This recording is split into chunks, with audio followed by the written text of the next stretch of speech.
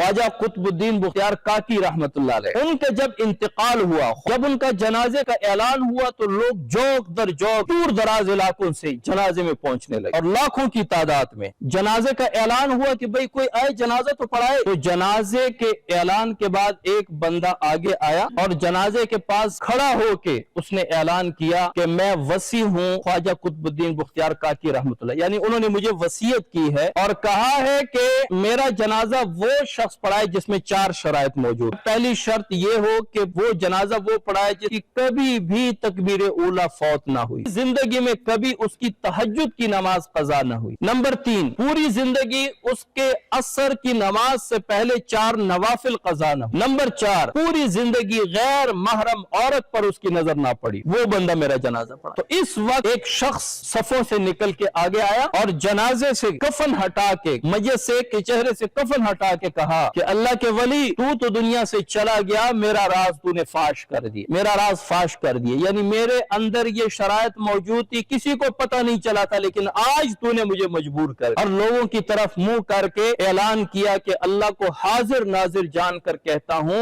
न कभी तकबीर ऊला फौत हुई है, न तहज्जुद कज़ा हुई है, न असर से पहले 4 नवाफिल कज़ा हुए हैं, न कभी गैर महरम पे नजर पड़ी है। लोगों ने देखा तो वो वक्त का बादशाह शमसुद्दीन अल्तमश था।